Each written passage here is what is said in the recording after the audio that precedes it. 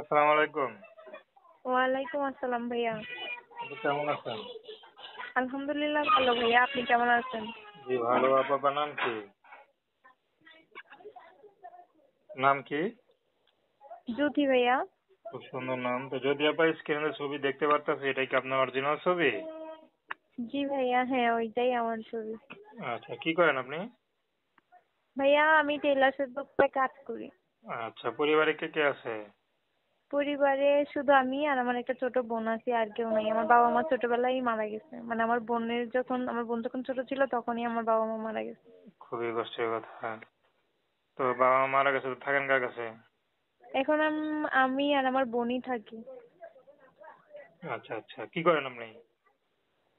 আমি টেলার্সের দোকানে কাজ করি। আচ্ছা, তো এই যে থাকছেন, তারপর তো একটা গার্ডিয়ান দরকার আছে। মেয়ে মানুষ একা একা থাকেন, কেমন না জিনিসটা? সেটা তো অবশ্যই, হ্যাঁ আমাদের এইখানে আমার একটা আন্টি আছে, তার সঙ্গেই থাকি, কিন্তু আমরা আলাদা থাকি। কিন্তু সে আমাদের গার্জিয়ান, মানে আমার একটা আন্টি আছে সে। আচ্ছা, মানে আপন তো বলতে তেমন কোনো কেউ নাই তো? না, এখন আপন বলতে কেউ নাই, তারপরেও ছোট একটা বোন, তার ভিতরে নিজে পড়াশোনা করতে পারি নাই, বাবা মা নাই।